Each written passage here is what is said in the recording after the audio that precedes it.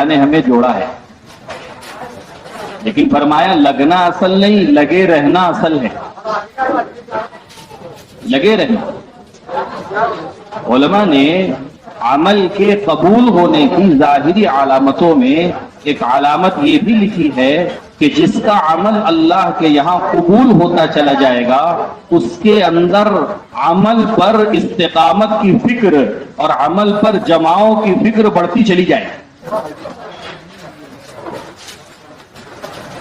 یہ ایک علامت ہے۔ حضرت مولانا انعام صاحب رحمۃ اللہ علیہ سے ایک صاحب نے پوچھا کہ حضرت آپ اتنی لمبی لمبی دعا کرتے ہیں، کیا مانگتے ہیں اللہ سے؟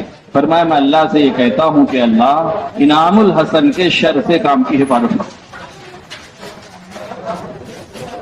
تو میں اللہ سے یہ مانگتا ہوں۔ اور یہ ایسی زبانی چیز نہیں تھی، بلکہ موقع آنے پر مجمع میں اس کا اظہار بھی کرتے تھے۔ مولانا الیاس صاحب رحمۃ اللہ علیہ کے بارے میں لکھا ہے، لکھنؤ میں بڑی مسجد میں نماز کے بعد کھڑے ہو کر کے کہنے لگے، لوگوں اللہ نے ایک کام مجھ پر کھولا تھا اور وہ کام لے کر کے میں کھڑا ہوا ہوں، لیکن مجھے اب اپنے نفس سے خطرہ ہے، اس لیے میں تم سب سے دعا کی درخواست کرتا ہوں، تم میرے لیے دعا کرو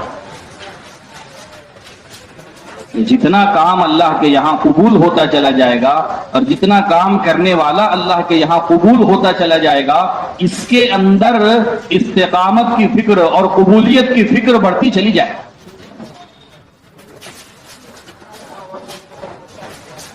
کہیں کسی غلطی کی وجہ سے مردود نہ کر دیا جاؤ۔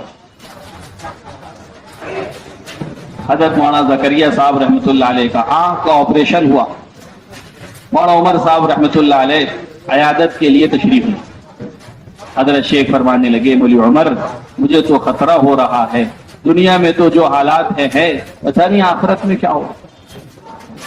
حضرت آپ یہ کہہ رہے ہیں، صرف آپ شیخ العجم نہیں بلکہ شیخ العرب ہیں۔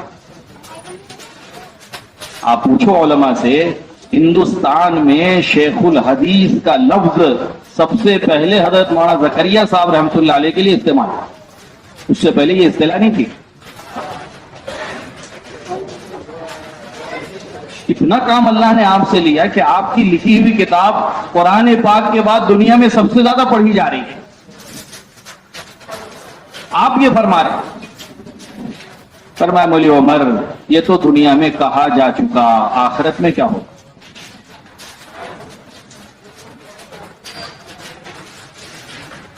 تو کئی مجلسوں میں یہ بات بار بار آئی۔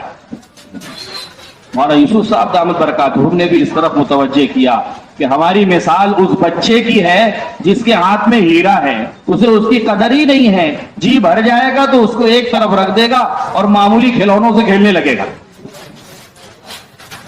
تو اس کے نزدیک پلاسٹک کا کھلونا اور ہیرا دونوں برابر ہے، ہیرے کی چمک دمک کی وجہ سے اس کی طرف پڑا، لیکن دل بھر گیا تو چھوڑ کر کے کھلونے کی طرف متوجہ۔ اور پھر فرمایا مولانا الیاس صاحب رحمۃ اللہ علیہ کا وہ مشہور ملفوظ، حضرت فرمایا کرتے تھے، جتنا میں سمجھا ہوں اس کا 100واں حصہ تمہیں سمجھا سکا ہوں، اور جتنا تم سمجھے ہو اس کا 100واں بھی نہیں کر رہے۔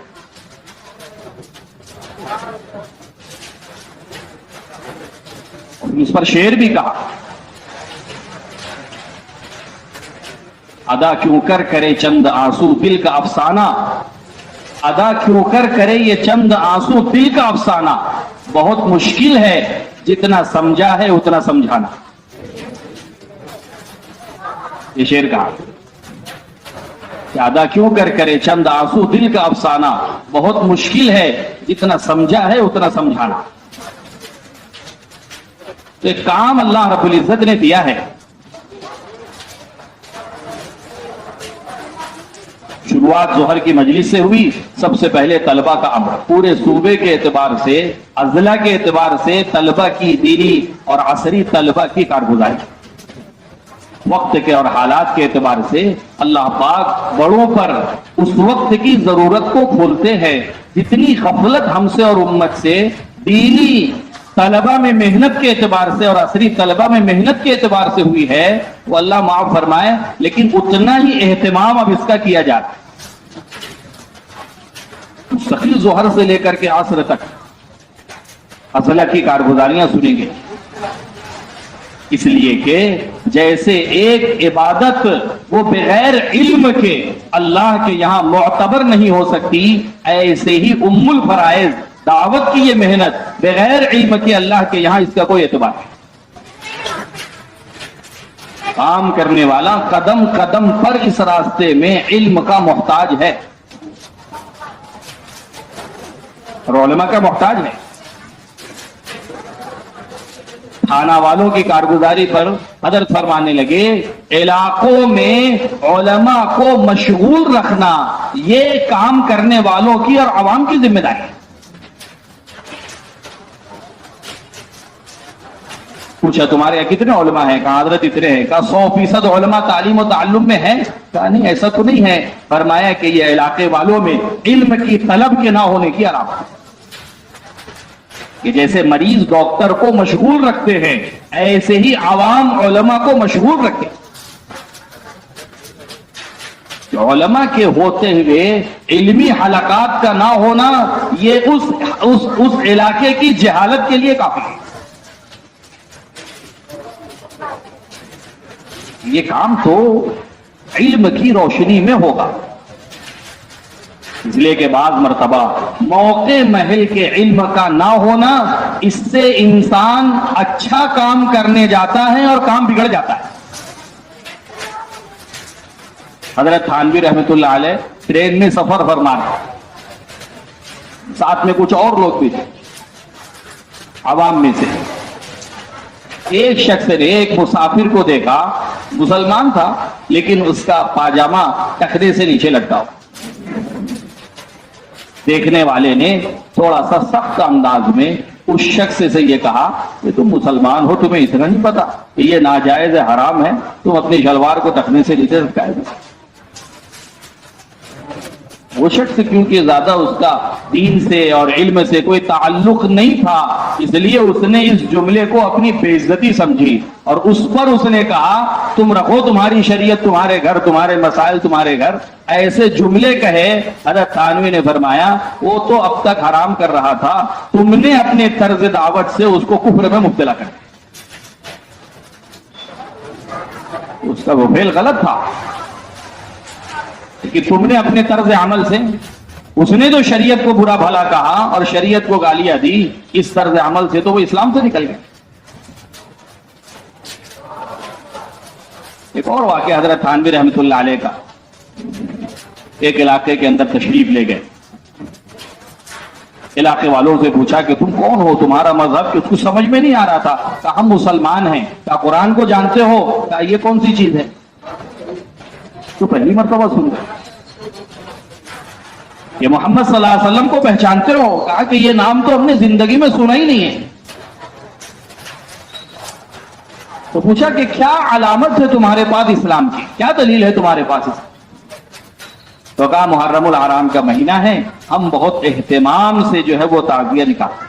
حضرت تھانوی رحمۃ اللہ علیہ فرمانے لگے ہاں پابندی سے اس پر جمے رہنا۔ ساتھ میں اور بھی علماء تھے، مولانا عبد الباری رحمت اللہ علیہ حضرت تھانوی کے خلفاء میں، کہنے لگے حضرت آپ نے تو اصلاح الرسوم کتاب لکھی ہے، ساری رسومات کا آپ نے رد کیا ہے اور آپ تو بدعات اور رسومات کے مقابلے میں اتنے سخت ہیں اور آپ ان سے یہ کہہ رہے ہیں۔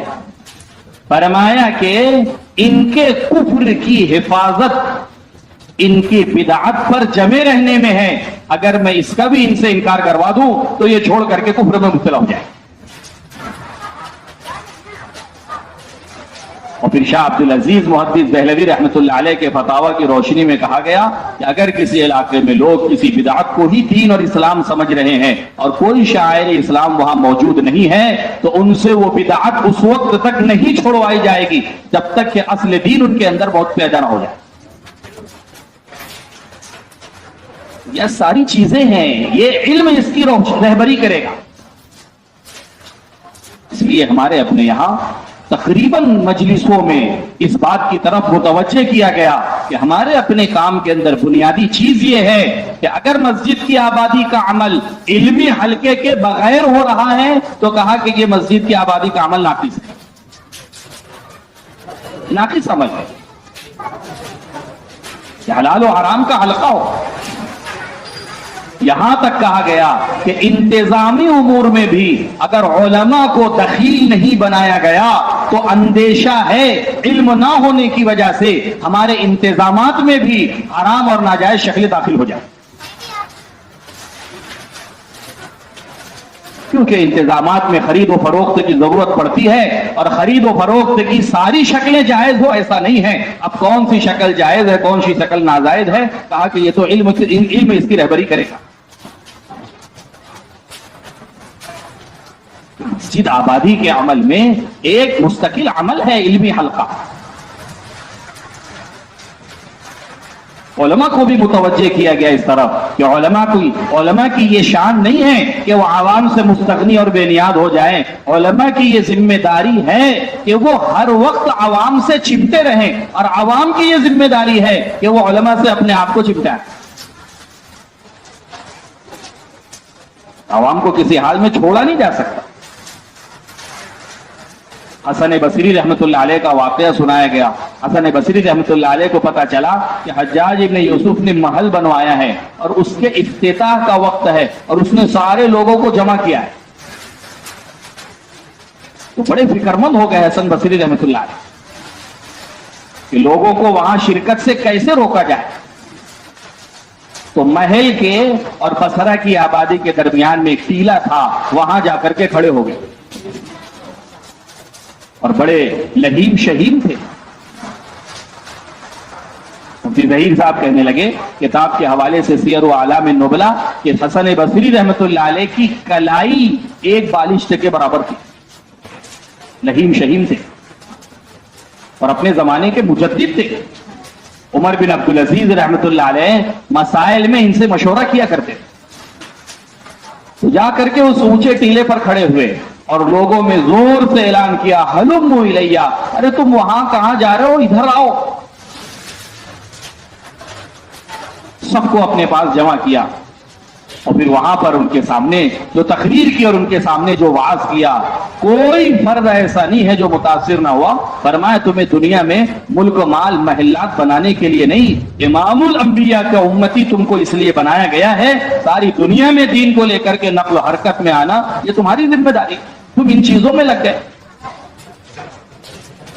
لوگ روئے اور وہاں سے کوئی بھی ایسا نہیں ہے جو گھر واپس گیا, سب مسجد کی طرف واپس ہوئے. حجاج کو پتا چلا کہ لوگ کیوں نہیں آئے, کہا کہ ایسا ایسا واقعہ ہوا. اس نے پوری تیاری کر لی ان کے قتل کی, پوری تیاری ان کے قتل کی. اس زمانے میں قتل کرنے کے لیے چمڑے کا ایک ٹکڑا بچھایا جاتا تھا جس سے زمین خراب نہ ہو, خون اس چمڑے کے ٹکڑے پر گرے. جلاد کو بلا لیا گیا. حسن بصری رحمت اللہ علیہ کو بھی حجاج نے طلب کیا. گئے حسن بصری رحمت اللہ علیہ, لیکن اللہ کا کرنا یہ, اللہ نے ایسا رعب اس پر طاری کیا کہ اس نے قریب بلاتے بلاتے حسن بصری رحمت اللہ علیہ کو اپنی کرسی پر بٹھایا اور خود ان کے سامنے دو زانوں بیٹھ گیا.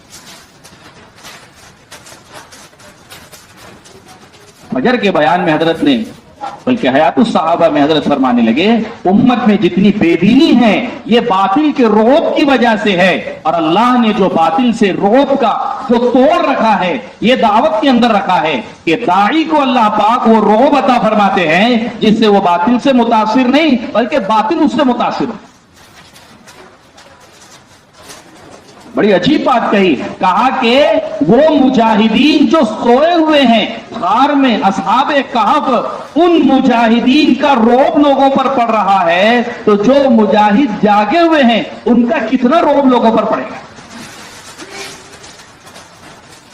یہ رعب اللہ نے دعوت میں رکھا. حسن بصری رحمت اللہ علیہ کو سارے انتظامات قتل کے کروا لیے گئے لیکن ہمت نہیں ہوئی, اتنا مرعوب ہوا کہ اپنی جگہ چھوڑ دی اور ان کے سامنے دو زانوں بیٹھ کے ان سے مسائل پوچھنے لگے. یہ واقعہ اس بات پر سنایا گیا کہ اپنے زمانے کا اتنا بڑا مجدد ہے لیکن امت کو کسی حال میں چھوڑا نہیں ہے, حالانکہ پتہ ہے اس کام کے کرنے پر جو آلات حجاج ابن یوسف کی طرف سے آنے, بہت زور اس بات پر دیا گیا کہ طلبہ میں, دینی طلبہ میں ابھی سے نقل و حرکت کی اہمیت کو پیدا کرنا تاکہ ان کے اندر امت کو اور امت کے سارے طبقات کو جہالت سے نکالنے کا طریقہ کار اور استعداد اور صلاحیت زمانے طالب علمی سے ان کے اندر پیدا ہو، ابھی سے ان کی استعداد بنے. اس لیے کہ ہماری شریعت کا مزاج ہر ایک کو ایک لکڑی سے ہانکنے کا نہیں ہے. کہیں سیرت میں آپ کو یہ نہیں ملے گا آپ صلی اللہ علیہ وسلم نے ہر ایک کو ایک ہی طرز پر تعلیم دی ہو، آپ کو یہ کہیں نہیں ملے گا.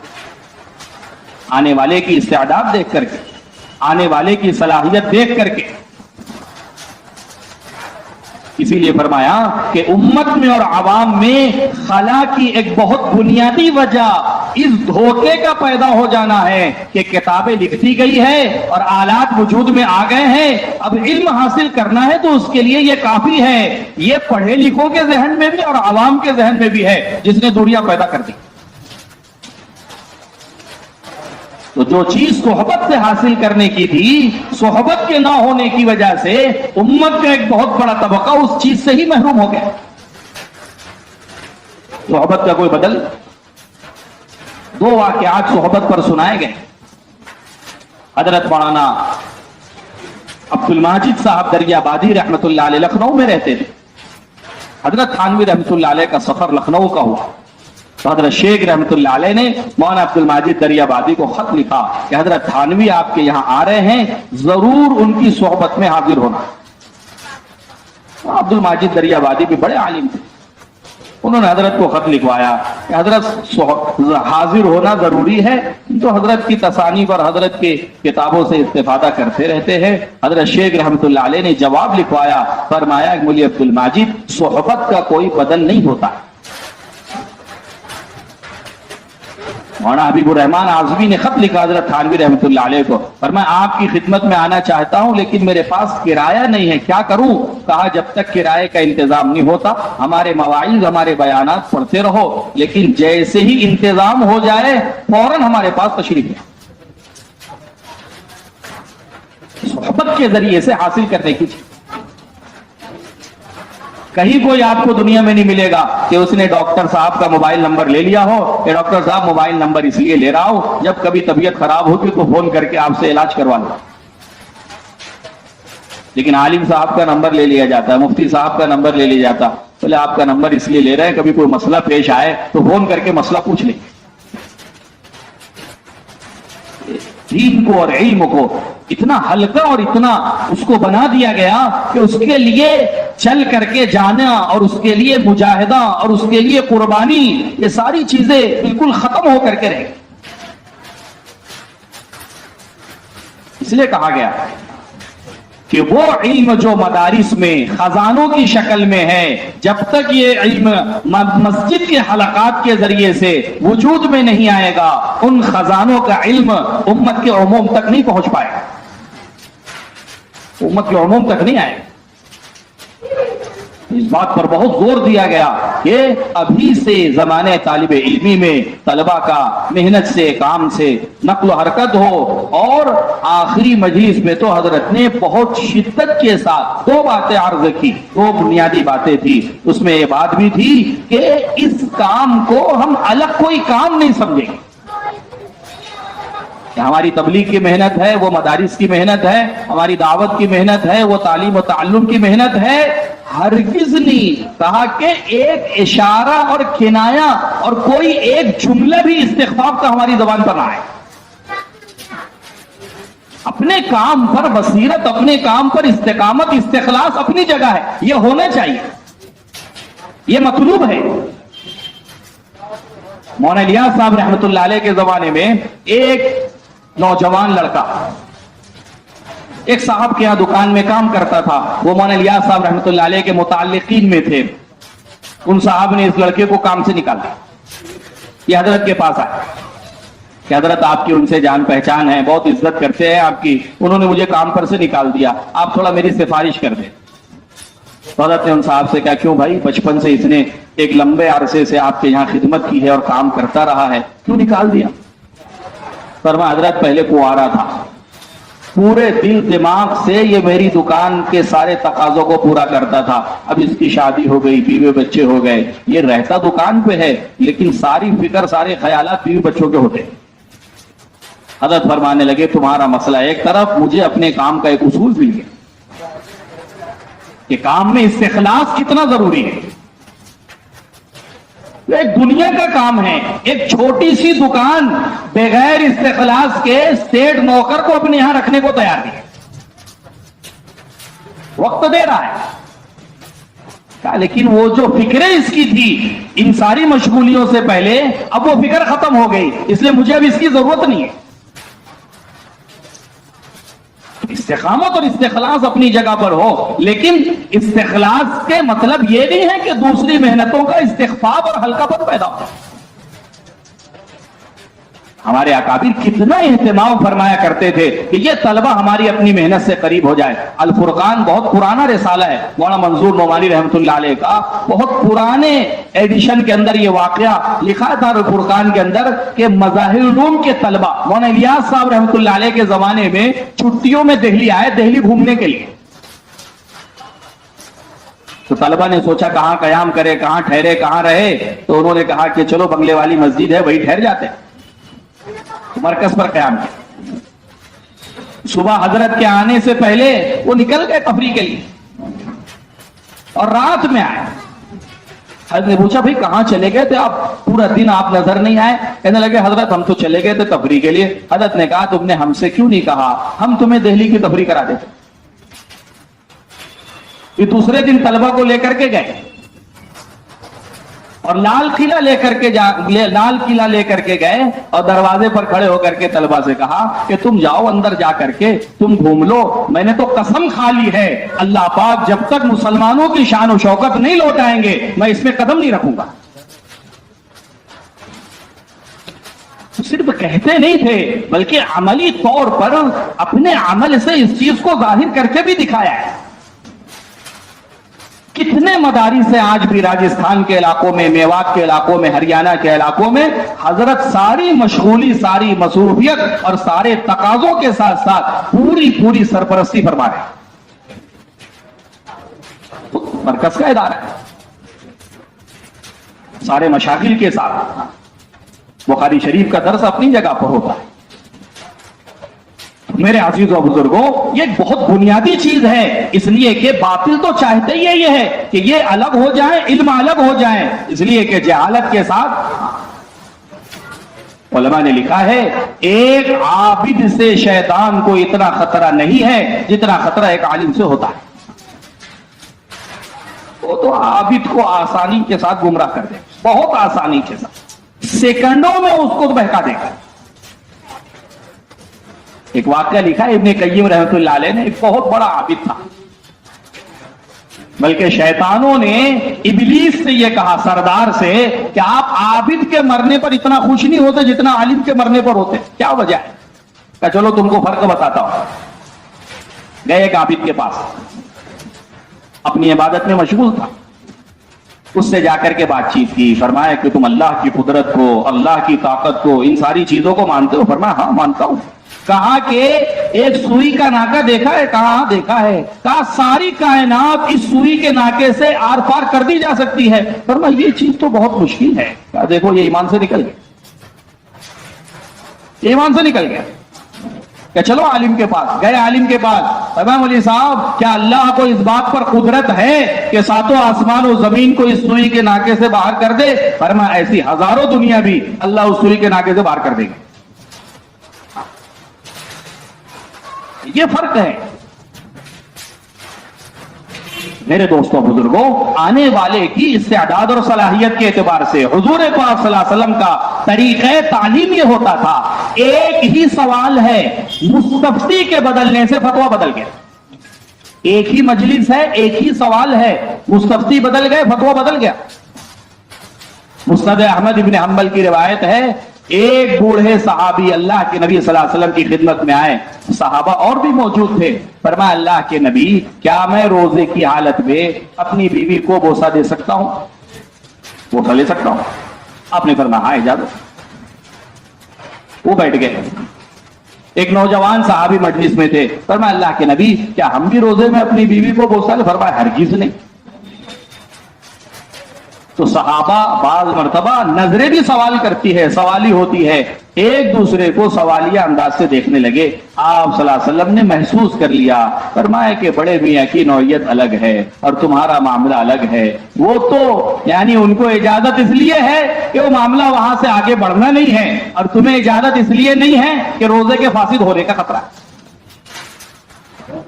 ایک ہی سوال ہے، ایک ہی مجلس ہے۔ آنے والے نے فرمایا اللہ کے نبی اوصینی، آپ مجھے وصیت کرے۔ فرمایا اتق اللہ، جاؤ اللہ سے ڈرو، تقوی کا اہتمام کرو۔ فرمایا اللہ کے نبی مجھے وصیت کرے۔ فرمایا لا تغضب، بس غصہ نہ کرو۔ آنے والے نے وصیت کی اللہ کے نبی بہترین عمل کیا ہے؟ کہا نمازوں کا اہتمام۔ فرمایا اللہ کے نبی بہترین عمل کیا ہے؟ کہا والدین کی خدمت۔ اللہ کے نبی بہترین عمل کیا ہے؟ کہ اللہ کے راستے کا جہاد۔ ایک ہی سوال ہے، جواب بدل رہے ہیں۔ علماء فرماتے تھے جیسے جسمانی طبیب وہ مریضوں کی استعداد اور صلاحیت کو اور طبیعتوں کو بھانپ کر کے ان کا علاج کرتا ہے، امام الانبیاء امت کے حق میں روحانی طبیب ہیں۔ سائل کی نوعیت کو دیکھ کر کے آپ جواب دیا کریں، جس میں غصے کی کیفیت ہے اسے کہہ رہے غصہ مت کریں۔ تو میرے دوستوں، بزرگ اور عزیزوں، یہ علم رہبری کرے گا کہ آنے والوں کو ان کی استعداد کے مطابق اور ان کی صلاحیت کے اعتبار سے ان کو علم دیا جائے۔ اس لیے میرے دوستوں، بزرگ اور عزیزوں، یہ ہماری اپنی ذمہ داری ہے۔ بہت کمزوری رہی پورے صوبے کے اعتبار سے۔ حضرت نے آخر میں پوچھا پورے صوبے میں دینی مدارس کے طلبہ کی تعداد کتنی ہے؟ شاید 1 یا 1.25 لاکھ کارگزاری والوں نے سنائی، اور فرمایا عصری طلبہ کی تعداد؟ کہا 10 لاکھ۔ فرمایا دیکھ لو امت میں جہل کی طلب زیادہ ہے یا علم کی طلب زیادہ ہے؟ اس کی طلب زیادہ ہے، جہل کی طلب امت میں بڑھ رہی ہے۔ ان کے اندر محنت کا نظام، اس کو اپنا کام سمجھنا، اس کو اپنی ذمہ داری۔ حضرت کہنے لگے بعض لوگ تعاون کرنے میں پوچھتے ہیں کہ یہ مسجد جماعت والوں کی ہے، تبلیغ والوں کی ہے۔ حضرت نے کہا اس سوال کے ساتھ تعاون کا کرنا یہ تنظیم کا تعاون ہے، دین کا تعاون نہیں ہے۔ یہ تنظیم کا تعاون ہے، یہ دین کا تعاون نہیں ہے۔ ہمارے مال کا سب سے پہلا اور سب سے بنیادی مصرف امت میں علم کی نشر اور اشاعت ہے۔ اس کے لیے جو ذرائع ہیں یہ ہمارا اپنا کام ہے۔ حضرت نے فرمایا کون بے وقوف تاجر ہے جو تجارت سے تو محبت کرتا ہے، آمدنی سے نفرت کرتا ہے۔ تاجر کو تجارت سے بھی محبت ہے اور آمدنی سے بھی محبت ہے، تجارت سے بھی محبت کر رہا ہے اور آمدنی سے بھی محبت کر رہا ہے کہ یہ ہماری اپنی آمدنی ہے۔ جتنے بھی شعبے ہیں ہمارے اپنے شعبے ہیں، ہمارے اپنے کرنے کے کام ہیں۔ حضرت نے فرمایا خود کرو، اور اگر نہیں کرتے ہو تو کرنے والوں کا تعاون کرو، کہ ہمارے ذمہ ہے تعاون کا کرنا۔ کہ بہت قوت کے ساتھ یہ بات رکھی گئی پورے صوبے کے سامنے کہ اس چیز میں کمی نہ ہو کہ ہماری اپنی مسجدیں علمی حلقات سے آباد ہو۔ اس کے لیے ہمیں اپنے علماء کو اس کام کے لیے معاون اور اس کام میں ان کو شریک کرنا۔ ہر علاقے میں اتنے علماء ہیں کہ اگر 100% کے اعتبار سے ان کو جو ہے وہ اس علمی حلقات میں اگر شامل کر لیا جائے، امت کا ایک بہت بڑا طبقہ ہے جس کی جہالت دور ہو سکتی ہے۔ یہ تو ظہر کی مجلس تھی، پھر مغرب کی مجلس مولانا عبدالستار صاحب دامت برکاتہم کی صفات کے اعتبار سے، صفات کی بات، کیونکہ کام کے محافظ تو اللہ ہیں، لیکن کام کرنے والے کو اپنی حفاظت کرنے کی ضرورت ہے۔ کام کے محافظ اللہ ہے، لیکن کام کرنے والا وہ خطرے میں ہے، اس کو اپنی حفاظت کرنے کی ضرورت ہے۔ کہ حفاظت کیسے ہوگی؟ کہ صفات کے ذریعے سے ہوگی۔ صفات میں بنیادی صفت نرمی ہے، بنیادی صفت نرمی۔ مولانا فرمانے لگے حضور پاک صلی اللہ علیہ وسلم کو اتنی طاقت دی گئی جتنی 4000 مردوں کو دی جاتی ہے۔ اس کے بعد اللہ کے نبی سے یہ فرمایا جا رہا ہے آپ اپنے آپ کو ایمان والوں کے لیے جھکا دیں، وَخْفِضْ جَنَاحَكَ لِلْمُؤْمِنِينَ۔ اتنے طاقتور نبی کو جب امت کے لیے جھکنے کا حکم دیا جا رہا ہے تو ہمیں اپنے آپ کو کتنا جھکانے کی ضرورت ہے؟ ہمارے اپنے اندر نرمی پیدا ہو، ساتھیوں کو لے کر کے فرمایا کام میں لگے رہنا یہ نہیں ہے بلکہ عملے کے ساتھ لگے رہنا. بڑا عجیب ملفوظ سنا ہے مولانا انعام صاحب رحمۃ اللہ علیہ کا. فرمایا ایک شخص اپنی ذات سے مسجد کی تعلیم میں، مسجد کے گشت میں، مشورے میں اور اپنی ذات سے شب گزاری کے عمل میں شریک ہے، یہ اس کا اپنا انفرادی عمل ہے. اگر یہ اپنے عملے اور مجمع کے ساتھ ان عملوں میں شریک ہے، یہ اجتماعی عمل ہے.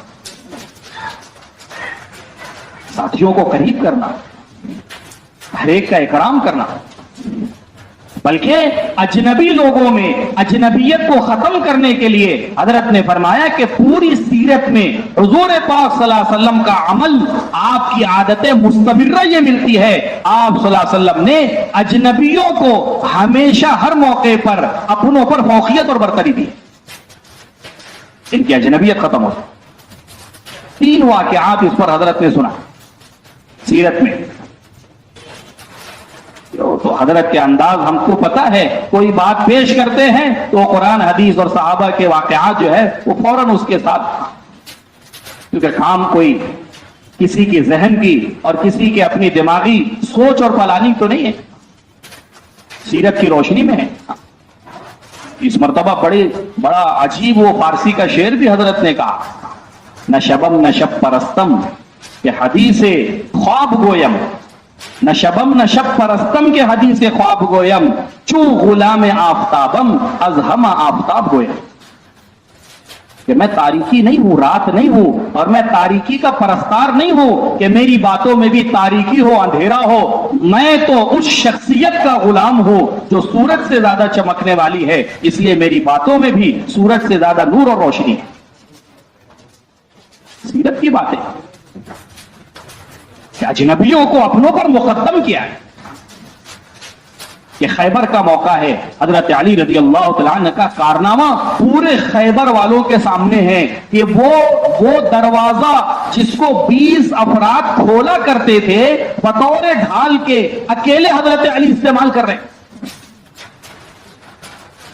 لیکن جب معرکہ ختم ہوا اور ساری کارگزاریاں حضور کے سامنے آنے لگی، لوگوں نے کہا اللہ کے نبی حضرت علی نے اس موقع پر کیا کام انجام دیا ہے اور کیسی ان کی کارگزاری ہے. آپ نے فرمایا علی نے کیا کیا جو ابو دجانہ نے کیا ہے.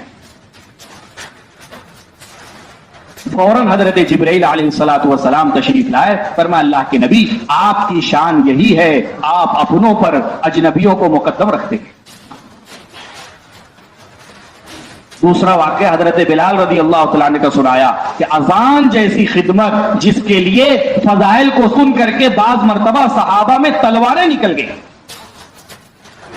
اللہ کے نبی صلی اللہ علیہ وسلم نے اس خدمت کے لیے اپنوں پر اجنبی حضرت بلال رضی اللہ تعالیٰ عنہ کو مقدم کیا. فرمایا بلاؤ بلال کو.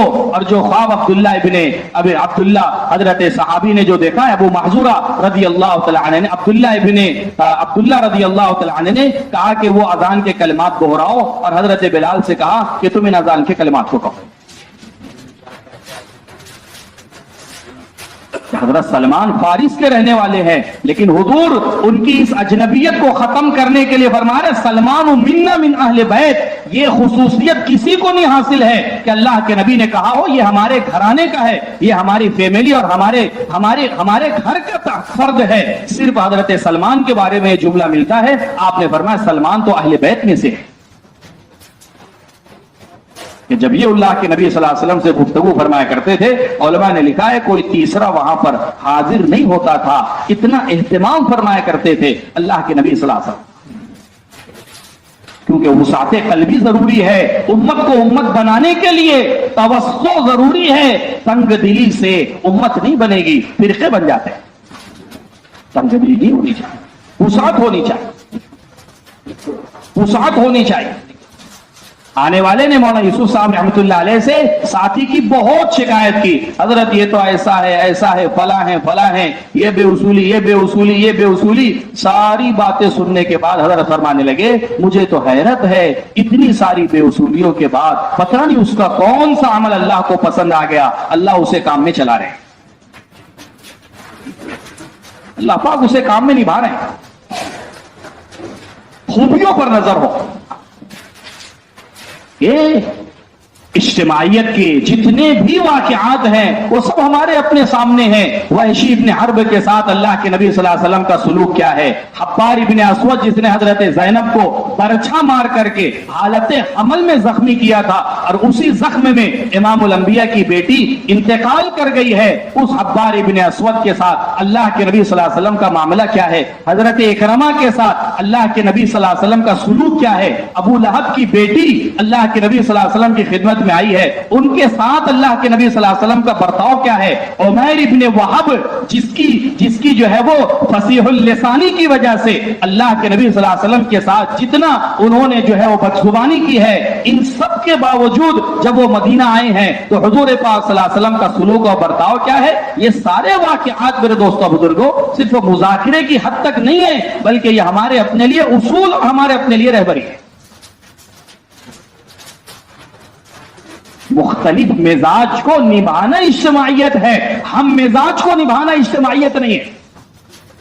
ہم مزاج کو نبھانے میں کیا کما ہے, مختلف المزاج لوگوں کو نبھانا, اس سے اجتماعیت ہے.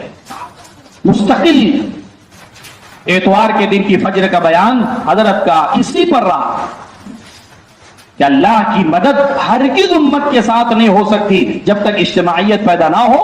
اگر خیر آسمانوں سے اتر بھی گئی ہے اور اختلاف ہوا ہے, آنے والی خیر راستے سے واپس ہو گئی. بلکہ پہلی مرتبہ میں نے سنا اور بہت دھیان سے حضرت نے کہا کہ شب قدر کی صرف تعیین نہیں اٹھائی گئی ہے, بعض علماء کا قول یہ ہے کہ امت سے شب قدر ہی اٹھا لی گئی ہے. یہ تو مشہور قول ہے کہ شب قدر کی تعیین اٹھا لی گئی, لیکن بعض علماء نے کہا یہ اختلاف اور یہ افتراق اور یہ آپس کا جھگڑا یہ اتنی خبیث ترین چیز ہے کہ اس کی وجہ سے شب قدر ہی اٹھا لی گئی ہے. آپس کی اجتماعیت, ید اللہ علی الجماعہ, کہ اللہ کا ہاتھ جماعت پر ہے. کون سی جماعت مراد ہے؟ کوئی مخصوص جماعت مراد ہے, کوئی مخصوص فرقہ مراد ہے, کوئی مخصوص جو ہے وہ گروہ مراد ہے؟ فرمایا نہیں, امت میں سارے فرق اور سارے طبقات کا امتیاز اور یہ سارے فرق ختم ہو جائیں, یہ جماعت یہاں پر مراد ہے. کوئی فرق نہ رہے, کوئی فرق نہ رہے, نئے پرانے کا نہ ہو, امیر غریب کا نہ ہو, شہری دیہاتی کا نہ ہو, پڑھے لکھے ان پڑھ کا نہ ہو, عربی عجمی کا نہ ہو, کالے گورے کا نہ ہو. یہ جماعت یہاں پر مراد ہے. یہ اجتماعیت کے ذریعے, اس کے بغیر اللہ کی مدد کا تصور نہیں کیا جا سکتا. اس لیے میرے دوستوں, بزرگ اور عزیزوں, اجتماعیت کے اسباب ہے اور اجتماعیت کی جو بنیادیں ہیں اس کو ہم اپنے سامنے رکھیں تاکہ اللہ کی مدد اجتماعیت کے ساتھ. فجر کی مجلس اتوار کے دن کی بہت بنیادی چیز ہے. اور میرے دوستوں, بزرگ اور عزیزوں, یہ بھی ایک بہت بڑی بنیاد ہے. مولانا یوسف صاحب رحمۃ اللہ علیہ فرمانے لگے, بہت بڑا المیہ کام کرنے والوں کے اندر پیدا ہوتے جا رہا ہے کہ نئیوں کے اندر سے پرانوں کا اعتماد ختم ہوتے جا رہا ہے.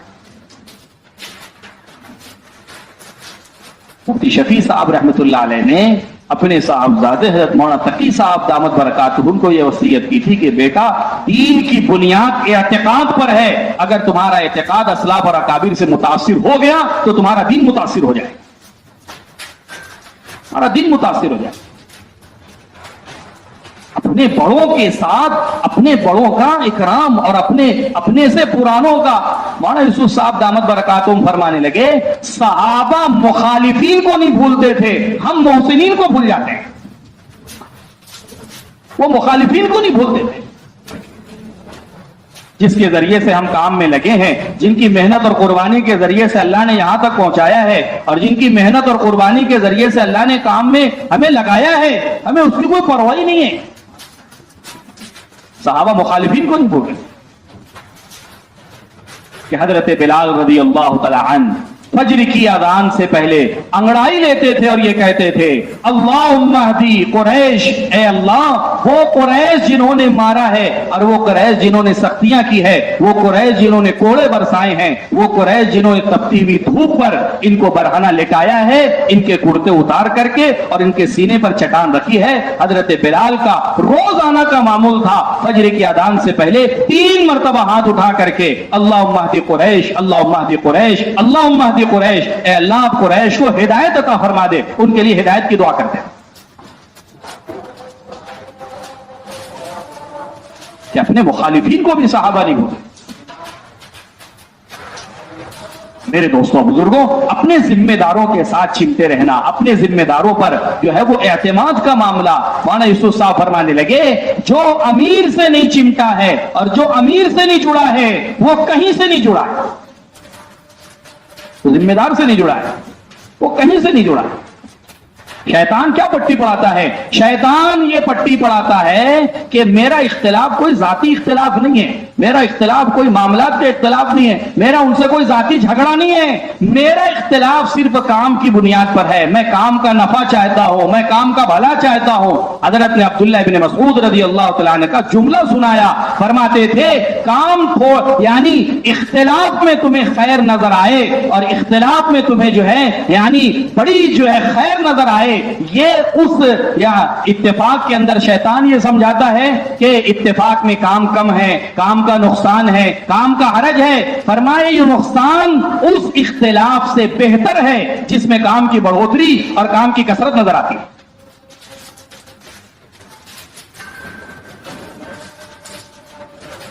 कि काम के लिए कि नहीं मेरे दोस्तों बुजुर्गों, इसकी इजाजत नहीं है।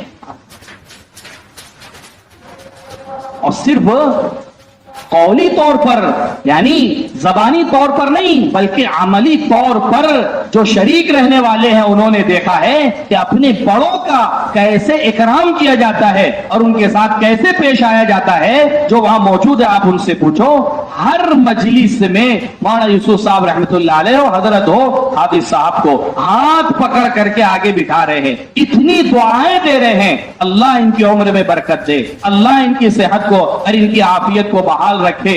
और इतनी यानी इतने खुश और इतनी हौसला अफजाई का मामला और इतना जो है वो एजाज और इतना इकराम का मामला है कि ये अमली तौर पर अपने मजमे के सामने दिखा। हजरत ने फरमाया ना, बाज मर्तबा अल्लाह के नबी सल्लल्लाहु अलैहि वसल्लम सहाबा के दिलों में अजनबियों की वक़ात को पैदा करने के लिए अमली तौर पर उनके साथ ऐसा सुलूक और बर्ताव करते थे जिससे उनकी आजमत और उनकी वक़ात अपनों के दिलों में पैदा हो जाए। और फिर वाकया सुनाया हजरत उसामा रज़ी अल्लाह तआला अन्हु का कि चौखट से टकरा गए, ठोकर लगी, जख्म आया, खून निकलने लगा, नाक बह रही थी, खून निकल रहा था। अम्मी जान हजरत आयशा से कहा कि आयशा इसके खून को और इसकी नाक को साफ कर दो। हजरत आयशा को कराहियत महसूस हुई, हुजूर खुद उठे और अपने वोटों से उनके खून को चूस करके कई मरतबा आपने कुल्ली की। हजरत आयशा रज़ी अल्लाह तआला अन्हा फरमाती थी ये अमली तौर पर मेरे दिल में उसामा की आजमत और एहतराम को बिठाने के लिए किया गया, अमली तौर पर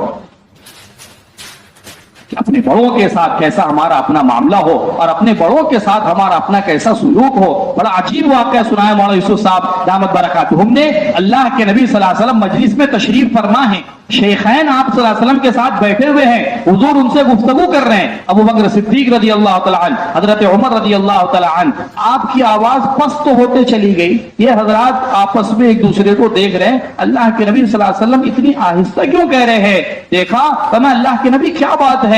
कहा कि मजलिस में अब्बास आ गए हैं और मुझे हजरत जिब्राइल ने कहा है जब अब्बास आपके सामने आ जाए आप अपनी आवाज को पस्त करें।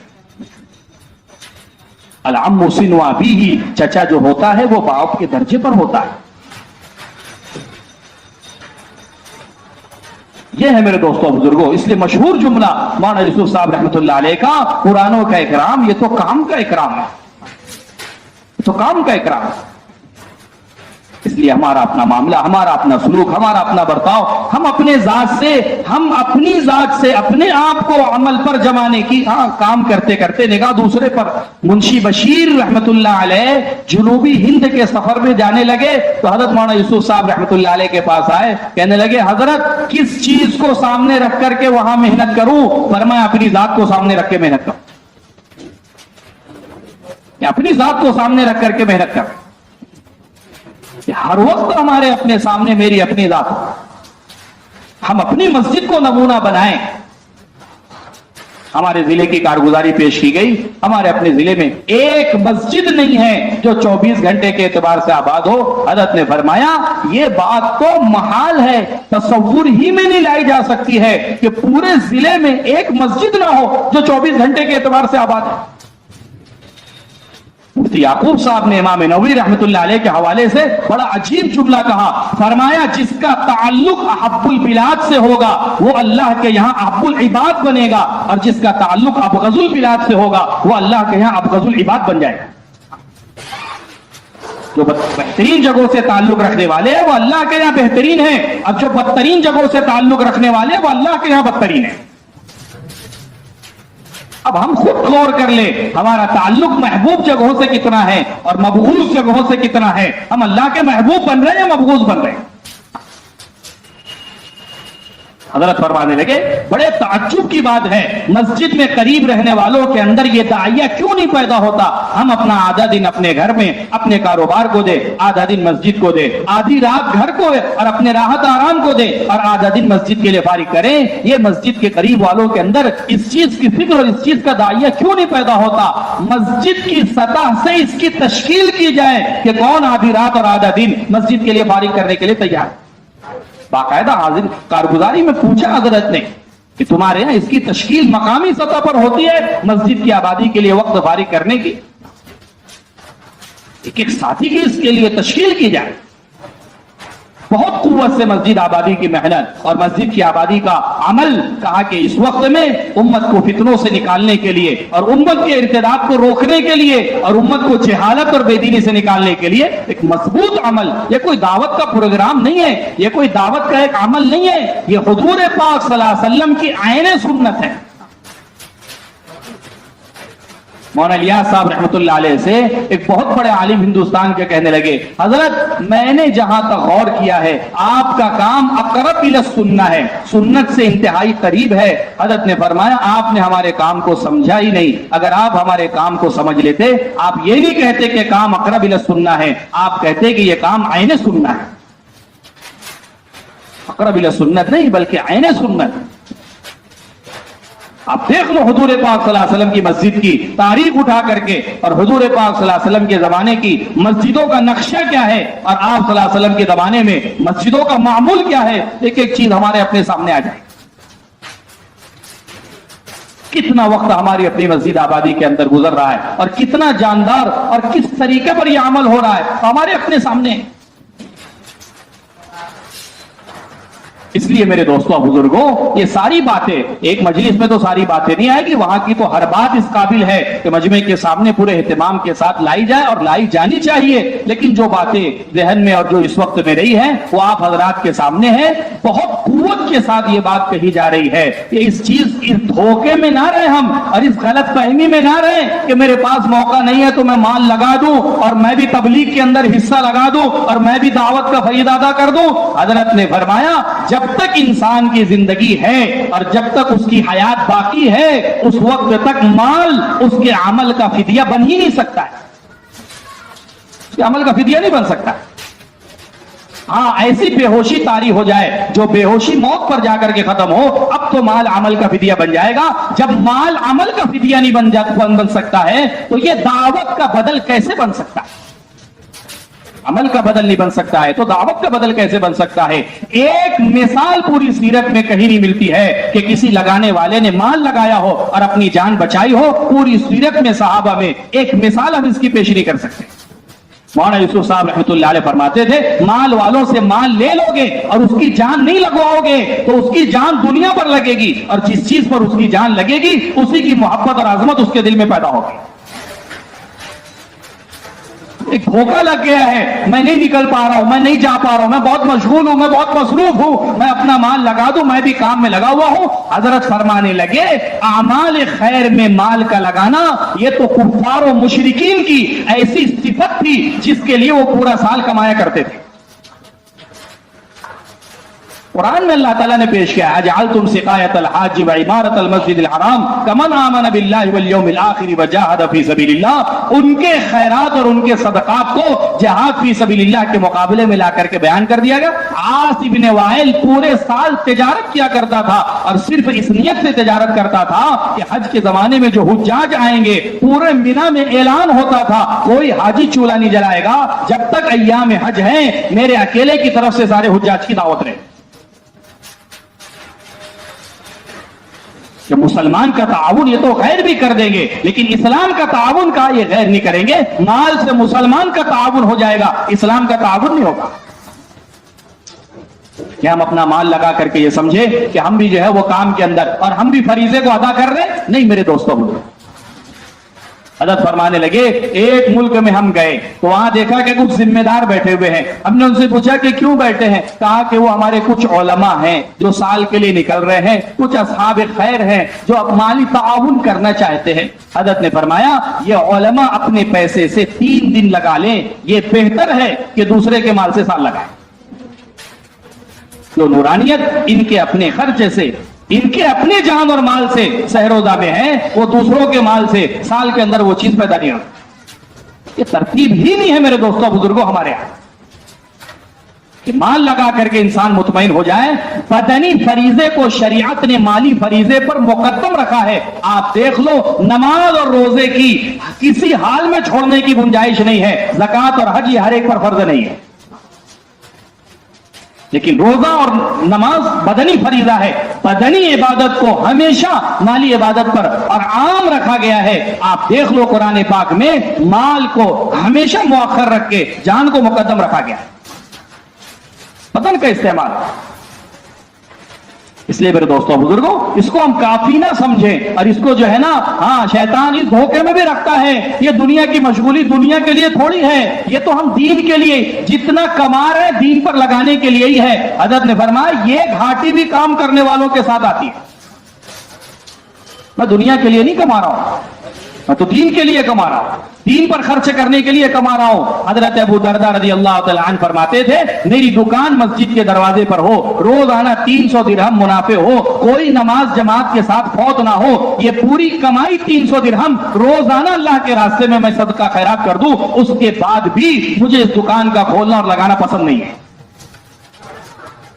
لوگوں نے پوچھا کہ جب حلال طریقے سے کماؤ گے اور اہتمام عمل کے ساتھ کماؤ گے اور پورا مال اللہ کے راستے میں خرچ کر دو گے، پھر تمہیں یہ چیز پسند کیوں نہیں ہے؟ فرمایا کہ حساب تو لمبا ہو جائے گا۔ حضرت فرمانے لگے میں نے اس واقعے پر غور کیا تو میں اس نتیجے پر پہنچا کہ یہاں صرف مال کے حساب کی بات نہیں ہے بلکہ اللہ کے یہاں اس وقت کا بھی حساب دینا ہے جو اس کمائی کے اندر صرف ہوگا۔ فرمایا اس وقت کے حساب کے دینے سے بھی صحابہ ڈرتے تھے،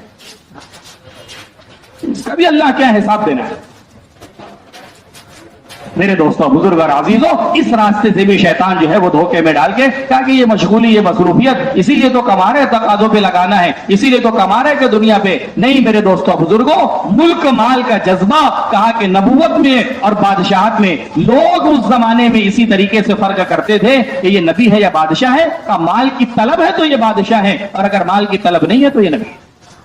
حضرت فرمانے لگے غیروں کی پیشکش تو بہت دور کی بات ہے، امام الانبیاء نے تو اللہ کی طرف سے کی جانے والی پیشکش بھی قبول نہیں کی کہ اللہ کے نبی اگر آپ کہیں ہم ان دونوں پہاڑوں کو سونے اور چاندی کا بنا دیں، اللہ کے نبی صلی اللہ علیہ وسلم نے اس کو بھی قبول نہیں کیا ہے، دوسروں کی پیشکش تو بہت دور کی بات ہے۔ اس لیے میرے دوستوں بزرگ اور عزیزوں یہ بات کافی نہیں ہے کہ میرا اپنا مال استعمال ہو جائے، کہ نہیں، جان اور مال دونوں کا استعمال ہے۔ اور ہمارے اپنے سامنے کارگزاری میں حضرت نے کہا یہ مت دیکھو نکلنے والے کتنے ہیں، نکلنے والوں کی تعداد سامنے نہ ہو، مرتد ہونے والوں کی تعداد ہمارے سامنے ہو۔ फिर आपको अंदाजा होगा निकलने वाले ज्यादा है या मुर्तद होने वाले ज्यादा है। फरमाया जिसकी नजर निकलने वालों की तादाद पर होगी उसके अंदर फख्र पैदा होगा, उसके अंदर उज्ब पैदा होगा, और जिसकी नजर इर्तिदाद पर होगी उसके अंदर इस्तिग़फ़ार और उसके अंदर नदामत की कैफियत पैदा होगी। मेरे दोस्तों बुजुर्गों आबिदों, कितने इलाके हैं बंजर बस्तियों के ताल्लुक से मेहनत और बंजर बस्तियों में काम के ताल्लुक से और बंजर बस्तियों में मेहनत के ताल्लुक से वहां पे मुज़ाकरा हुआ। मेरे दोस्तों बुजुर्गों, ये सारी तकसीम इसीलिए है और ये सारी मेहनत का निजाम इसीलिए है। हम ये ना समझे कि वो हालात बंजर बस्तियों के हैं। मुरसलीन भाई कहने लगे अगर तुम उन इर्तिदाद और बंजर बस्तियों को छोड़े रखोगे, वहां का इर्तिदाद तुम्हारी आबादी के और तुम्हारे आबाद इलाकों के अंदर दाखिल हो जाएगा। मुतमईन ना रहे, हमारे जिम्मे हैं। मेरे दोस्तों बुजुर्ग और अजीजों, कहा कि अपनी जान का और माल का सबसे बुनियादी मसरफ और सबसे पहला मसरफ वो अल्लाह का दीन है और अल्लाह के दीन की मेहनत है। हजरत कहने लगे हम अफराद का 6 महीना नहीं चाहते हैं, हम तो पूरा एक इलाका इस सतह पर लाना चाहते हैं कि पूरा का पूरा इलाका, पूरा का पूरा अमला माहाना यानी सालाना 6 महीने की तरतीब पर आ चुका है। और तश्कील के मौके पर हजरत ने कहा 2-3 मरतबा ये कहा मुझे बहुत उम्मीद है अल्लाह की जात आली से कि महाराष्ट्र वो इस सतह पर अपने आप को लेकर के आ जाए। सालाना 6 महीने की तरतीब। फिर हजरत ने कहा भी कि ये राष्ट्र नहीं है, ये महाराष्ट्र है। ये राष्ट्र नहीं है, ये महाराष्ट्र है। हम अफराद का 6 महीना नहीं चाहते, हम तो पूरे अमले को इस तरतीब के ऊपर लाना चाहते हैं। इसलिए पूरी कुव्वत के साथ वहां पर यह बात आई है कि ये तो तय है कि हर तीसरे साल का 4 माह का खुरूज वो बैरून में है। इसमें कोई मशवरे की और कोई तरतीब की जरूरत नहीं है। 1 साल अपने इलाकों में, 1 साल दीगर सूबों में जो है इर्तिदाद के इलाकों में, और इसी के साथ साथ तीसरा 4 महीना वो बैरून के लिए है। मेरे दोस्तों बुजुर्ग और अजीजों, अमले को अगर अगली सतह पर नहीं डाला जाएगा, यही चीजें अमले की सलाहियत को जाय करने वाली। वक्त है, उम्मत के पास सलाहियत है, उम्मत के पास जान और माल है, उम्मत के पास इतनी इस्तेदाद है। अगर उनको इन जगहों पर नहीं लगाया गया, ये सारी दुनिया के लिए और ये सारी मेरे दोस्तों बुजुर्गों न जाने कहां कहां लग करके इस्तेमाल होगी। इसलिए हमारी अपनी बुनियादी जिम्मेदारी है, इस वक्त के ये बहुत बुनियादी तकाजा है कि हम अपने आप को इस तरतीब पर लेकर के आए, इस कुर्बानी पर हम अपने आप को लेकर के आए। मौलाना यूसुफ साहब रहमतुल्लाह अलैह फरमाते थे, सहाबा वाली खैर व बरकतें चाहते हो, सहाबा वाली फुतूहात चाहते हो और सहाबा वाली खैर देखना चाहते हो, जैसे सहाबा ने अपनी तन्हाइयों को और अपनी गोशा नशीरियों को और सहाबा ने अपने नक्शों को कुर्बान किया है। जब तुम अपने आप को इस कुर्बानी की सतह पर लेकर के आ जाओगे, अल्लाह सहाबा वाली खैर व बरकतें और सहाबा वाली फुतूहात अपनी आंखों से और अपनी निगाहों से तुम्हें दिखा देगा। मेरे दोस्तों बुजुर्ग और अजीजों, छोटे छोटे आजार की वजह से, छोटे छोटे मसलों की वजह से मौलाना यूसुफ साहब दामद बरकातुहू ने कहा यह जुमला बार बार हमारे सामने होना चाहिए, जुमूद से बढ़ करके कोई हाल नहीं है और खुरूज से बढ़ करके कोई हल नहीं है। ये रुकना ही ये सारे हालात का और सारे मसाइल का बुनियादी सबब है। इनसे निकलने का वाहिद जरिया और सबब मेरे दोस्तों बुजुर्गों, इसको छोड़ करके निकलना है। हम समझ रहे हैं मैं रुका हूं ताकि मसाइल हल हो जाएं, और मसाइल इसलिए हल नहीं हो रहे कि हम रुके हुए। पूरी सीरत आप उठा करके देख लो, सहाबा की जिंदगी हमारे अपने सामने नमूना है। आयतें पढ़ रहे हैं और उसको अपने आप को उसका मुखातब बना रहे हैं। इनफिरू खिफाफन व सिकाला, अपने आप से कह रहे हैं मिक़दाद तेरा भारी जिस्म भारी नहीं है। इस आयत ने तो इस भारी जिस्म को हल्का कर दिया है। अबू अय्यूब अंसारी अपने आप से कह रहे हैं कि तू तेरा बुढ़ापा कहा कि ये उज़्र नहीं है। अल्लाह की किताब कह रही है इनफिरू खिफाफन व सिकाला, हर हाल में तुम्हें निकलना है, हल्के हो या भारी, जिस हाल में भी हो। आयत को दूसरों पर नहीं अपने आप पर फिट कर रहे हैं और अपने आप पर मुंतबिक कर रहे हैं, और कोई किसी हाल में किसी उज़्र में रुकने के लिए तैयार नहीं। सारी मिसालें, सारे वाक़यात मेरे दोस्तों बुजुर्गों हमें सीरत में मिलेंगे। ये सहाबा की कुर्बानियां और ये सहाबा के मेरे दोस्तों बुजुर्गों और मुजाहिदात, इसके लिए मेरे अजीजों बुजुर्गों अपने आप को कुर्बानी में और अपने आप को काम में आगे बढ़ाने के लिए और अपने आप को कुर्बानी में आगे बढ़ाने के लिए कि अपने आप को 6 माह की तरतीब पर लाने की इस वक्त दावत दी जा रही है। मौलाना अब्दुल सत्तार साहब दामद बरकातुहू ने कहा हम सख्ती तो नहीं करेंगे, साथियों की रियायत जरूर करेंगे, लेकिन अपनी बात को पूरी अजीमत के साथ रखने में हम पीछे नहीं हटेंगे। کوئی چلا دے دے گا ہم انکار نہیں کریں گے, کوئی کم و بیش وقت دے دے گا ہم اس کو جھڑکیں گے نہیں, ہم اس کو منع نہیں کریں گے, لیکن ہم تو عزیمت کی دعوت دیں گے. کہنے لگے اذان بغیر وضو کے دینا بھی جائز ہے, اذان ادا ہو جائے گی لیکن عزیمت وضو کے ساتھ دینا ہے. کہا کہ ہم تو اپنی بات عزیمت کی رکھیں گے اور ہم تو اپنی بات پوری قوت کے ساتھ رکھیں گے کہ 6 ماہ کی ترتیب پر ہمارا اپنا یہ عملہ اور ہمارے اپنے یہ ساتھی سالانہ 4 ماہ کا ہمارا اپنا عمومی خروج اور 2 ماہ نظام الدین. اس میں بھی بہت کمزوری رہی ہے, جتنی تعداد پہنچنا چاہیے وہ تعداد نہ علماء کے اعتبار سے نہ کام کرنے والے پرانے ساتھیوں کے اعتبار سے یہ تعداد پہنچ نہیں سکی. عرب مہمان آ رہے ہیں, جوڑ کے دوران ہی عربوں کے وہاں جانا ہوا تو بڑے عالم جبوتی کے ملکی سطح پر, یعنی انہوں نے اپنی زبان میں منتخب احادیث کا بھی ترجمہ کیا ہے, حیات الصحابہ کا بھی ترجمہ کیا ہے. شیخ طیب بڑے جید علماء میں کئی سال مدینہ منورہ میں انہوں نے پڑھا بھی ہے اور شاید پڑھایا بھی ہے. ایسے ایسے حضرات اس محنت کی نسبت پر کام کو سیکھنے کے لیے کہنے لگے میں نظام الدین نہیں آیا ہوں, میں تو تبلیغ سیکھنے کے مکتب اور مدرسے میں آیا ہوں. کون لے کر کے چلے گا ان کو, کون ان کو مطمئن کرے گا؟ میرے دوستوں بزرگوں 2 ماہ میں وہاں رہو تو اندازہ ہوتا ہے 3 دن جماعت تین دن ہو جاتے ہیں. ہم جماعت پیش نہیں کر پاتے تجویز میں, کن کو ان کے ساتھ لگایا جائے, کن کو جوڑا جائے. جماعت کا مطالبہ یہ ہے کہ ہمارا 1 مہینے کا ویزا 27 دن باقی, 26 دن باقی, 25 دن باقی, آپ ہماری ترتیب نہیں بنا رہے. اور وہاں حال یہ ہے کہ پورے مرکز میں ڈھونڈ لو 13 نمبر میں علماء جہاں پر ہے 500 علماء جو ہے وہ سال لگا رہے, پہلے سال میں چل رہے ہیں اور معمولی تعداد سالانہ چلہ لے کر کے آ رہی ہے, لیکن اس میں بھی بہت کم ایسے ہیں جن کو ان جماعتوں میں جوڑا جا سکے, جس کا نتیجہ یہ ہے 3 4 دن ہو جا رہے ہیں جماعتوں کی ترتیب اور جماعتوں کی جو ہے وہ تشکیل نہیں ہو پا رہی.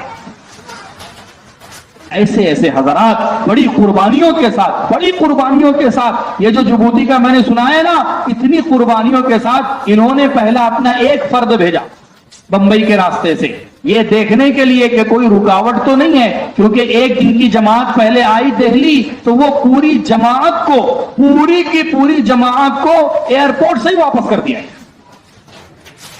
کتنی قربانی کے ساتھ, ساری زندگی کا سرمایہ, ساری. میرے دوستوں بزرگوں ابھی ہم 2 مہینے میں تھے تو وہاں پر الجزائر کا ایک نوجوان وقت لگا کر کے واپس جا رہا تھا. میں نے اس سے پوچھا کہ تم نے جو وقت لگایا ہے کتنا تمہارا خرچ, تو اس نے بتایا کہ جتنا خرچ اس خروج میں ہوا ہے اس کو جمع کرنے میں مجھے 5 سال لگے.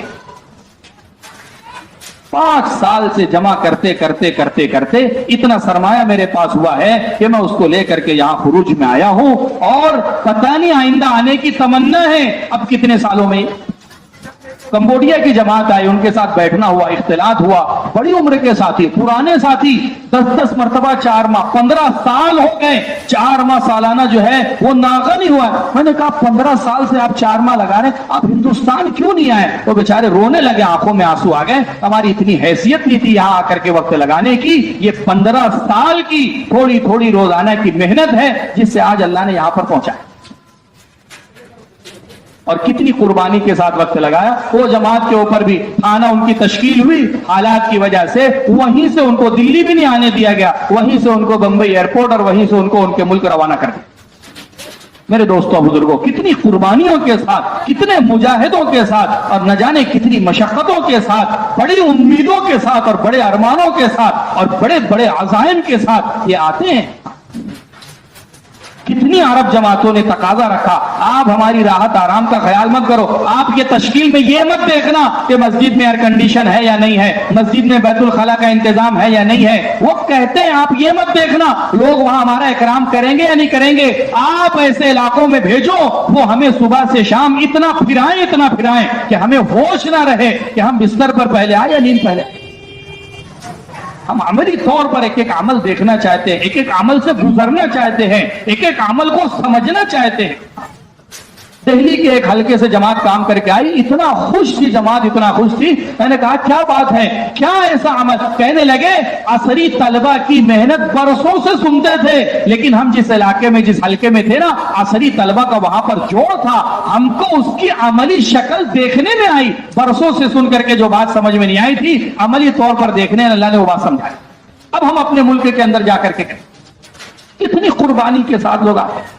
تنزانیہ کا ایک ساتھی سنانے لگا, میں جس علاقے سے آیا ہوں نا, 20 سال کے بعد وہاں کا ساتھی نظام الدین آیا ہے, ہم تم سے 20 سال پیچھے ہیں, اب جو سبق لے کر کے جائیں گے اپنے علاقوں میں جا کر کے سنائیں.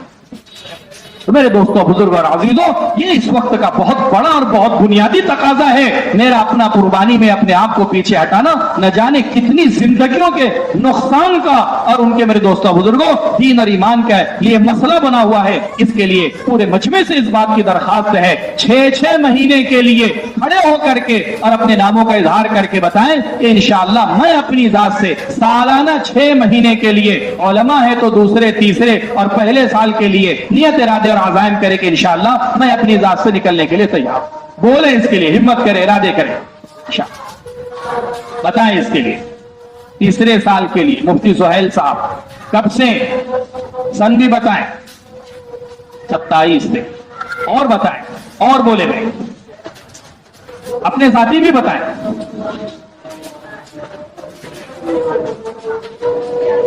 ماشاءاللہ. عتیق بھائی 6 ماہ, بدر الدین بھائی 6 ماہ, ماشاءاللہ. محمد بھائی, مولا کلیم صاحب 2 سال, ماشاءاللہ. ایاز, ماشاءاللہ. بولیے اعجاز 2 سال کے لیے. مجاہد 6 ماہ, پرویز بھائی 6 ماہ, ماشاءاللہ. کلیم بھائی ماشاءاللہ. حاجی عبد الجلیل صاحب 6 ماہ, ماشاءاللہ. بتاتے جائیں. عبید اللہ 6 ماہ, ماشاءاللہ. حنیف بھائی 5 ماہ بیرون, اللہ قبول فرمائے. 6 ماہ, ماشاءاللہ. صفوان صدیق اکبر سالانہ 6 ماہ, 5 ماہ, ماشاءاللہ. اور بتائیں, اور کھڑے ہو جائیں, لکھ لے بھائی. 4 ماہ, کب سے؟ ارے اتنا لمبا تو نہیں جی. اور بولے بھائی, اور بتائیں.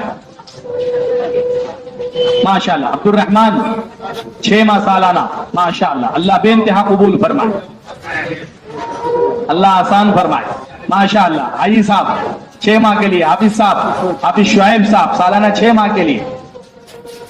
محمد حذیفہ مسجد کون سی ہے حذیفہ کی؟ صدیق اکبر مسجد. باہر نام لکھنے والے, تشکیل کرنے والے, بے باہر کوئی ساتھی کھڑا ہو جائے, لکھ رہے ہیں نام, ماشاءاللہ, ماشاءاللہ.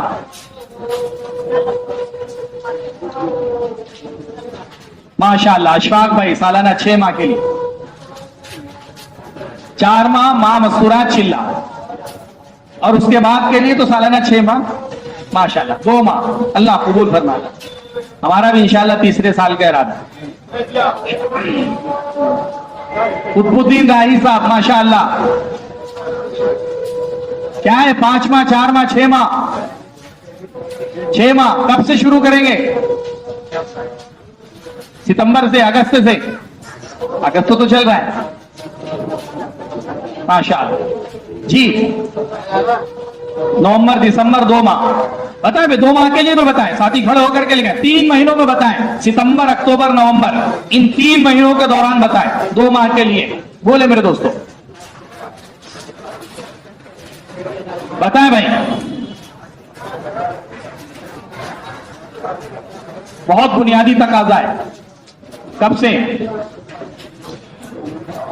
20. نام کیا ہے, کون سی مسجد؟ ابو ایوب انصاری مسجد سے, ماشاءاللہ. وہ جماعت بندی ہے 20 اگست سے اسی, ماشاءاللہ. اللہ قبول فرمائے, اللہ آسان فرمائے. اور بتائیں ساتھی, اور بولیں, اور بتائیں. جی بولے بھائی, بتائیں.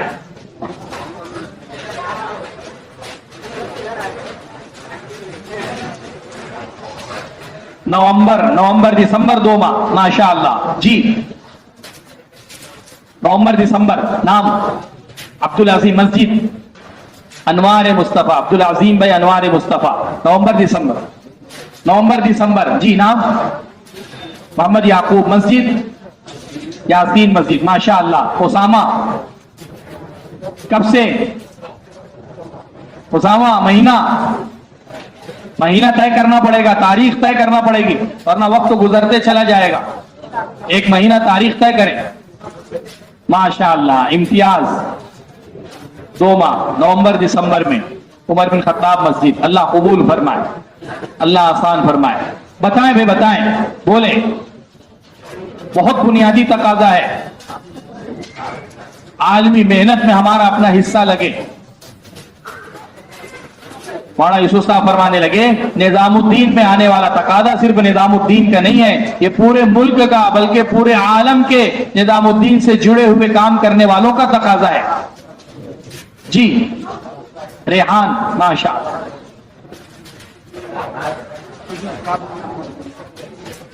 माशाअल्लाह, अल्लाह कबूल फरमाए, अल्लाह आसान फरमाए। बताएं भाई, बोले, लिखा है भाई, माशाअल्लाह। कारी अब्दुल समद साहब सुलेमानी मस्जिद 5 माह, कब से कारी साहब? अगस्त आखिर से तैयार है, माशाअल्लाह। जी क्या नाम? महफूजुर रहमान मस्जिद, अनवार मुस्तफा मस्जिद, महफूजुर रहमान अनवार मुस्तफा मस्जिद, माशाअल्लाह, अल्लाह कबूल फरमाए, अल्लाह आसान फरमाए।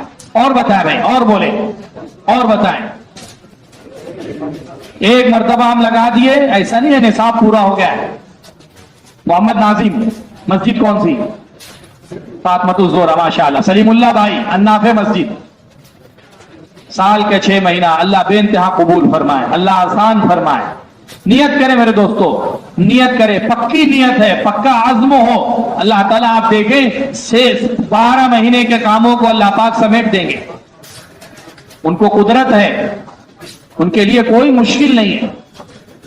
जमील भाई माशाअल्लाह, कौसर कौन सी मस्जिद? तकिया मस्जिद, माशाअल्लाह। कब से, कौन सा महीना? नवंबर दिसंबर, माशाअल्लाह, अल्लाह कबूल फरमाए, अल्लाह आसान फरमाए। और बताएं भाई, और बताएं, मगर कितने साथी हैं वही सालों हो गए काम में लगे हुए, अब तक 2 माह जो है वहां हाजिरी नहीं हुई है। नहीं मेरे दोस्तों बुजुर्गों, काम को जो है वो काम के माहौल में रह करके समझना, वहां के माहौल में रहना। जी बोले। एक एक फर्द की फिक्र की जाती, एक एक फर्द की। बाज मर्तबा अरबों में मस्तूरात का सिर्फ एक जोड़ा होता था, उसका भी तर्जमा मशवरे में तय होता। एक मस्तूरात बेचारी अरब मस्तूरात है, यहां से उसका तर्जमा होता है, पूरी मुस्तकिल उसके लिए मजलिस तय होती है, एक जोड़ा है। कभी ऐसा भी हुआ है? ऐसा नहीं है कि एक फर्द है। हजरत बार बार कहते हैं एक फर्द नहीं है, ये पूरा मुल्क है, ये एक आदमी नहीं है, ये पूरा एक मुल्क है। एक एक की फिक्र की जाती है, उसका वक्त सही इस्तेमाल हो, उनका जानमाल सही इस्तेमाल हो, कोई उनका वक्त जो है वो जाए बर्बाद ना हो। मेरे दोस्तों बुजुर्गों, बहुत बुनियादी तकाजा है। ऐसे ऐसे इलाकों से लोग, रशिया के एक आलिम आए, बड़े आलिम, पुराने आलिम, एक मर्तबा उनके साथ ऐसे बैठे, कहने लगे मैंने वो जमाना भी देखा है कि मेरे अपने वालिद खुद अपने घर का कमरे का दरवाजा बंद करके नमाज पढ़ते थे कि कहीं हम उनको नमाज पढ़ते हुए ना देख लें। बाप को अपनी औलाद पर भी इत्मीनान नहीं था कि अगर इसने मुझको नमाज पढ़ते देख लिया और हुकूमत ने खबर कर दी तो पूरी जिंदगी की जेल हो जाएगी। रशिया वालों के साथ मुज़ाकरा हुआ, बड़ी उम्र है, 50 साल, 55 साल, 60 साल, कुरान पाक जो है वो 1 सूरत 2 सूरत। मैंने कहा क्या बात है? कहने लगे हमारे यहाँ बहुत बड़ी तादाद है जिन्होंने जिंदगियां हो गई कुरान का नुस्खा ही नहीं देखा है। ऐसे इलाकों से मेरे दोस्तों बुजुर्गों कितनी कुर्बानियों के साथ आते हैं, कितने मुजाहिदों के साथ आते हैं। इसके लिए मेरे दोस्तों बुजुर्गों हमारी अपनी क्या कुर्बानी, हम तो काम के माहौल में जितनी सहूलत अल्लाह पाक ने दी है, अल्लाह का एहसान है, इसकी कदरदानी हो हमारे अपने अंदर। इसकी कदर यही है कि हम इसको इस्तेमाल करें। इसके लिए मेरे दोस्तों बुजुर्गों एक तो ये खुरूज के एतबार से ये तश्कील हुई है, दूसरी तश्कील जल्दी जल्दी मस्जिद के एतबार से ये बता दे इंशाअल्लाह मस्जिद की आबादी की मेहनत हो रही है, लेकिन उसमें इजाफा करना है, उस पर इक्तिफा नहीं करना है और पूरी मस्जिद से बल्कि पूरी आबादी को इस अमल के अंदर शरीक करना है। निजामुद्दीन में ये बात मुज़ाकरे में आई कि मस्जिद की आबादी में इल्मी हल्का इसीलिए लगाना है ताकि हमारे महल्ले के हर फर्द का, जिंदगी का हर अमल कुरान और सुन्नत की रोशनी पर आ जाए।